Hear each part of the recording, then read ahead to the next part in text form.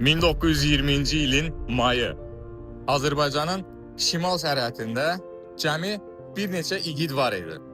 Qarşılarında isə ordular. Onlar bilirdilər ki, bu döyüşdən sağ çıxmaq mümkün deyil. Amma geri çəkilmədilər. Çünki hər addımda bir fikir var idi. Vətən burada bitmir.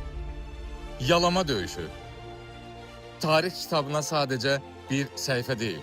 O, Azərbaycan kişisinin, inadının, qeyrətinin səsi idi. Bəzən qələbə yaşamaq deyil, ölmədən belə qalib qalmaqdır.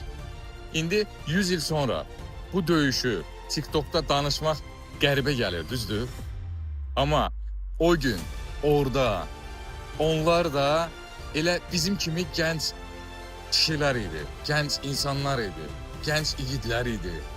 Fərq təkcə bir şeydədir. Bilirsiniz nədir? Onlar qorxmurdular. O igidlərin ruhuna salam olsun. Biz indi onların azadlığında danışırıq. Xəbəriniz olsun. Sağ olun.